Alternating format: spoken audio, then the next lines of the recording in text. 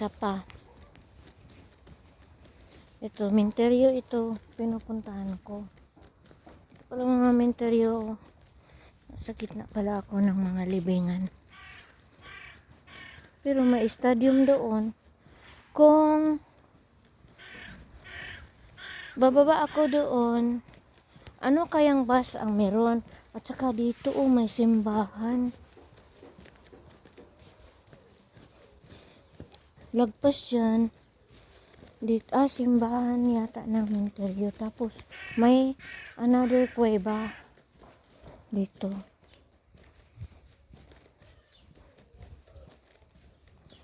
Silipin lang. First time ko dito eh. Sirado yung simbahan. Siguro simba lang yan kapag may kaganapang malaki sa Tsaka dito naman, kuweba nga, batong malaki. At saka wala naman siya tang nakatira dyan kasi pagmamay-ari ng gobyerno ito. Kaso, ang ganda. Ang ganda. Silipin ko. Kahit saan ako makalusot. Basta't makauwi lang ako ng bahay. Sige na. Yun doon.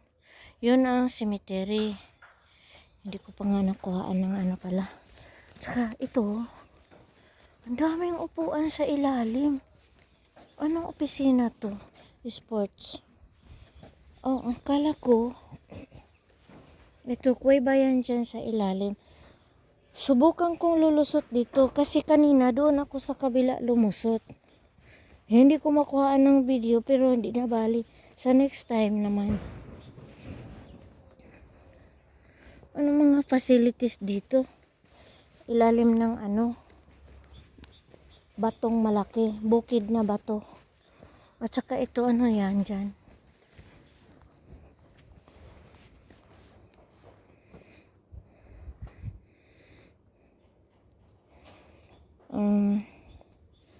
Subukan kong pababa at makasilip lang. Pansamantala, wala naman akong Wala? Ano yan? Ano to? Escalino Cafe Bar. May mga tindahan dito. At saka,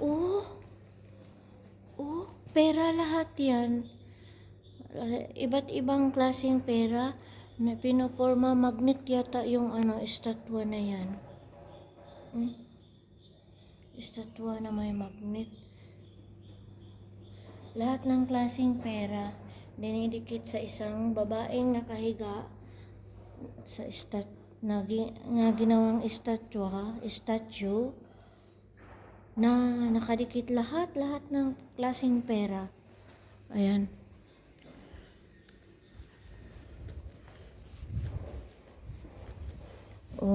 Ang ganda. Pero hanggang dito na lang ako. At saka dyan, naman dyan? Silip nga din.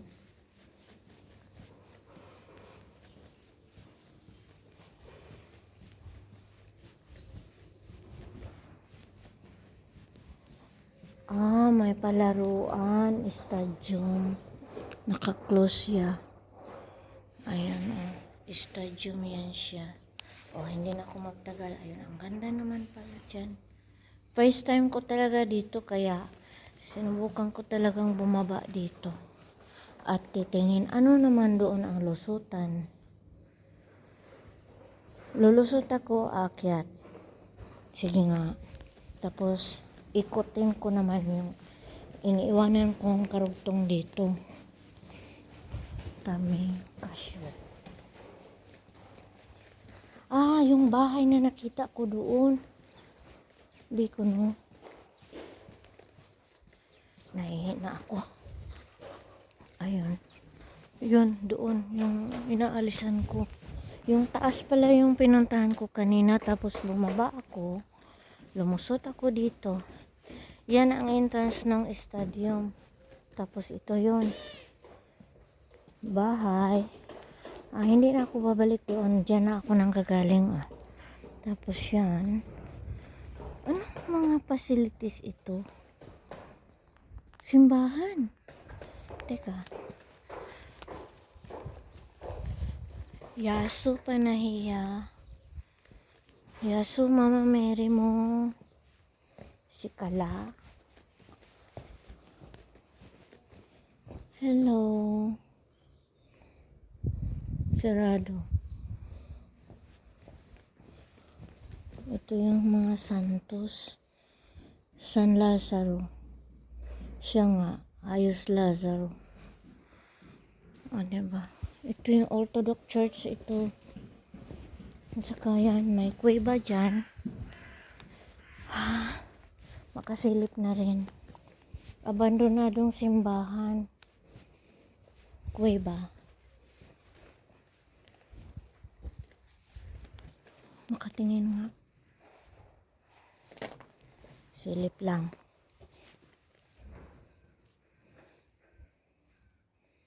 Ito pala yung mga ano dito. Abandonadong kuweba nga. Abandonado. May nakasulat na instruction.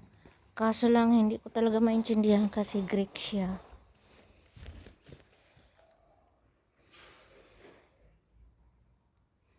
Municipality of Aglancia, alam ko yan. Paano basahin. Pero, yung ibang mga instructions, hindi na. Ayan. Parang Pinas lang din. Pero mas, dito, kasi, pinipreserve nila yung mga ganitong uri na, mga nakaraang, nila, history nila, yun, pinipreserve nila. Hindi nila sinisira. Kung ano yung history, yun yung ang nila, preserve. Timba. Ano to? Balon. At saka dyan yung, yung tubig dyan. Ito nga, makitingin. Wala na rin, abandonado na rin. Ito rin, balon na yan. Ganon din yung,